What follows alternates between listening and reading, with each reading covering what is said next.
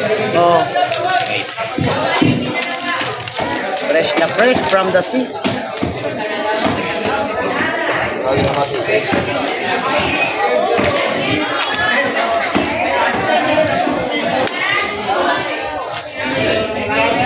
Isang napakamagandang umaga po sa atin lahat mga kabaroski. Time check natin ngayon ay 7:30 ng umaga. Ayun, kung inyo makikita dun sa likuran ko mga kabaroski, no? Maraming bangka na ang dumating ngayong umaga. At may ibinagsak na dito na isda dito sa Peaceport. Ayun, pasensya na kayo at medyo naambon. Maya-maya lang mga idol, mag-aabang pa tayo ng mga bangka galing sa laot at ating aalamin ngayong araw kung magkano ang presyuhan at kung anong isda ang mga nahuli nila ngayong araw. Ayun mga kabaroski, may dumating na bangka. Magbabagsak ng isda dito yan, dito sa aming lugar. Inyong malalaman mamaya mga kabaroski kung anong klaseng isda ang huli ng mga yan. Tara na at pakisamahan niyo ako mga kabaroski doon sa may Peaceport, sa may Peace Terminal. Ating aalamin ang mga isda na ibinagsak ngayon. So yun mga ka-idol, no, naispatan natin ng isang batyang lawlaw na ito na ibinagsak dito. Talagang mabibili mo lang yan ng 150 ang kilo. Sa tumpukan mga idol, 100 pesos lang ang tumpok. Ito namang inilagay sa supot, makukuha mo lang ng 130 hanggang 120 ang per tumpok niyan. Murang-mura na 'di ba mga ka-idol? Kaya dito mag-ikot-ikot pa tayo upang alamin natin ang mga ibinibidang isda rito. Katulad na lamang ng alimasag na ito na sa batya ay makukuha mo lang ng 130 per tumpok. At dito naman sa kabila mga idol, inyong makikita dyan na na binibili na rin yung isda dyan. Kung tawagin ay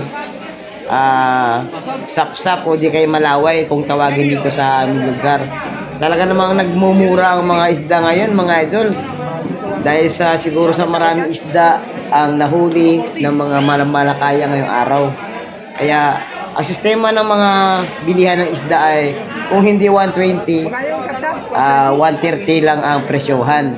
Kaya mag-ikot-ikot pa tayo dito para malaman natin ang mga presyohan ng isda. Ito, nabili lang ng 100 ang tumpok sa isdang na yan, lapis kung tawagin. 100 lang ang tumpok mga idol, murang-mura na. Ito naman, nabili ng 180 per tumpok, kaya 2 tumpok na ang binili ng mamimili. Talagang murang-mura ngayon mga idol. Kung makakapasyal kayo dito sa aming lugar, hindi po kayo magsisisi dahil sa nagmumurahan ng mga isda. Ito naman ang kung tawagin ay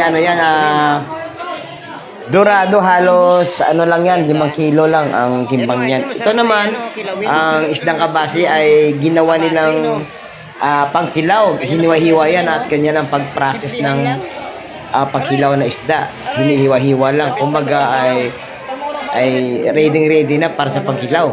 Ito naman ang mga isdang bakoko, talakitok at iba pa ay mabibili mo lang ng 150 hanggang 130 mga idol ang isang tumpok.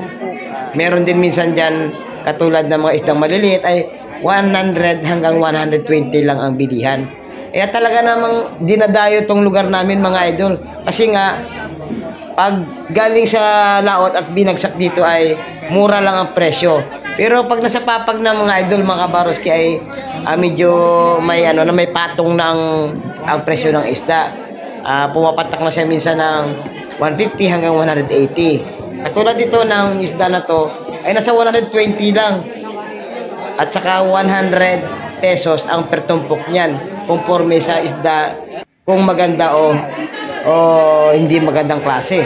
Katulad dito isang tumpok niyan ay mabibili mo lang ng 130 ang isang tumpok ng isdang asoos kung tawagin dito sa aming lugar. Minsan pabago-bago rin ang presyo niya. Minsan makukuha mo lang din ng 120. Minsan 100 na nga lang, di ba? Talagang murang-mura. Kaya kung mapapadayo kayo dito sa aming lugar, marami kayong pagpipilian ng isda rito. Kaya huwag kayong magsawang bumisita o pumasyal dito para inyo na rin malaman kung bakit marami dumadayo dito at namimili ng isda. Kasi nga bukod sa mura ay sariwa pa. O itong tipo na to ay magbibili mo lang ng 280 per kilo. At ito namang bisugo na binuhos ay makukuha mo lang din ng 250 ang isang kilo.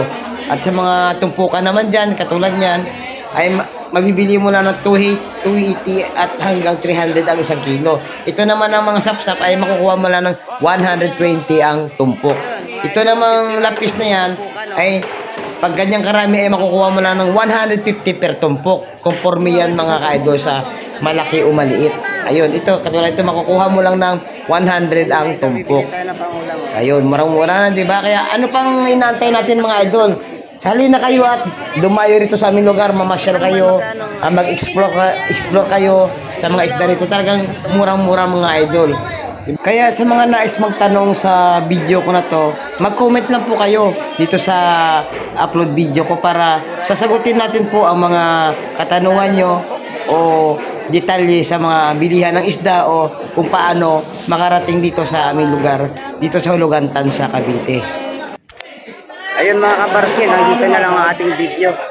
Nakita nyo naman ang mga presyuhan at mga isdang ibinagsak dito at napakarami. At nakapakamura. Ano pang gagawin natin mga idol kundi pasyal na rin kayo sa aming lugar para malaman nyo ang mga sarawang isda na ibinabagsak. Ayun, hanggang sa muli. Bye-bye and God bless po.